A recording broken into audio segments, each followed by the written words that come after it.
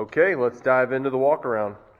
So looks like we've got some aftermarket marker lights here. Sometimes they get kind of corroded, but I would have thought that this one would still have the originals, but I don't know, maybe somebody took them off. Put those on early. But you'll notice that we got a Chevy 10-bolt front end here. Didn't have any springs or axle when I got it, so I just kind of threw that in there to try and move it around on and off the trailer. Got West Coast mirrors. We've got the cab lights. Got a super cracked windshield. Luckily, you can still get those new. Let's see what's going on behind door number one. I'm seeing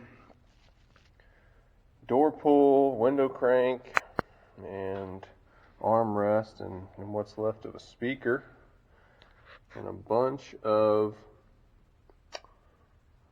mouse house. So that's great. We've got the aftermarket windshield washer bag, more speaker remnants, door panel remnants. 4-speed to begin its life. Most of the dash is all there, missing kind of the bezel. No radio. Missing the steering wheel. Got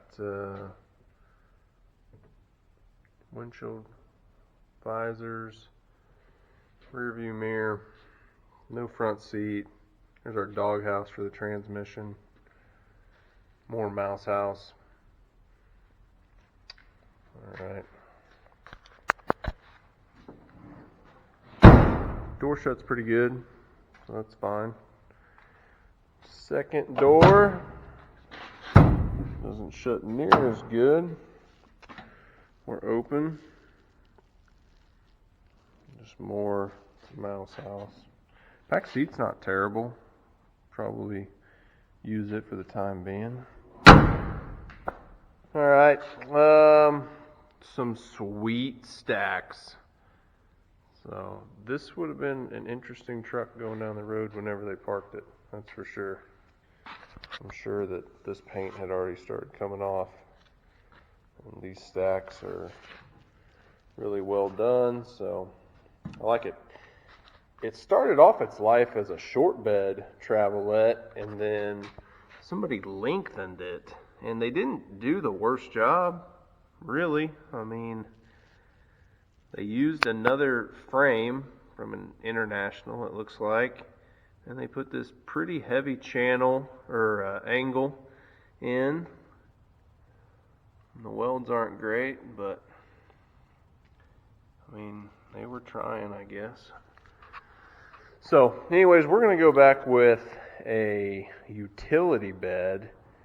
So I got to get it in here and shorten the frame back down, hopefully all the way back down, hopefully. That way it'll be a little cleaner. And then I got to get rid of this bed. So what's kind of interesting, if you guys don't know, so this is like a deluxe trim bed, and then there's those like original side marker lights. But anyways, super deluxe trim, super no trim, just nothing on this truck. So this bed's, it's okay. It's not the worst. It's a short bed, kind of hard to find. This got bent up while we were loading it because the bed's not attached. Missing the tailgate. Kind of rough in there. Kind of rough where the tailgate would mount. Those posts are kind of rough, your stake pocket post, but yeah, I mean, it is what it is, short bed. This side's a little rougher, but still has some good pieces. Got the 3/4 ton, 8 lug rear end. I think probably a Dana 60. I'll have to check that out a little better. Don't know the gear ratio. Hopefully like 410s or something would be nice.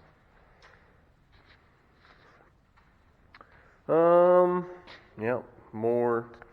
You can kind of see the exhaust work there. It's a little rough.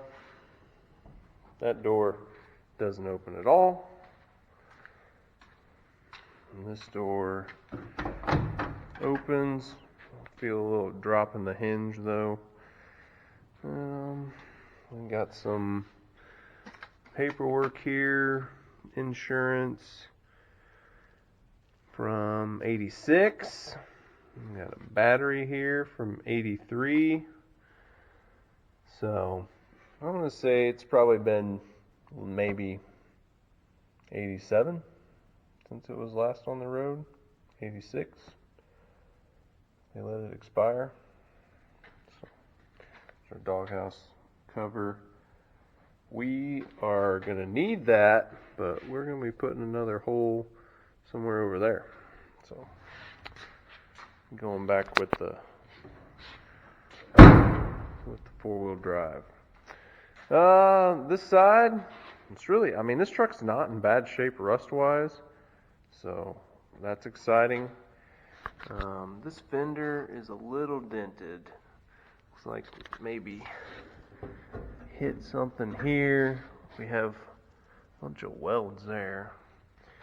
And then we've already got a hole for the gas tank, and I don't plan on going back with that gas tank location because these are really terrible to try and fill. There's just not enough drop between that and your gas tank, so they take forever to fill with today's gas pumps. So if you guys don't know about these Internationals, is these Chevy axle, like the pads are pretty close. So there's some companies out there that make kits to put Chevy axles under them, basically, or Chevy springs at least, I should say. So, yep, these always rust out here. This one's no exception. Non-AC truck, I believe. We got trees starting to grow up through it. Missing our brake booster. This side's been a little more repaired. So this grill says, 6970, and missing a bumper. So I'll have to try and locate one of those. Other than that, that's kind of the truck.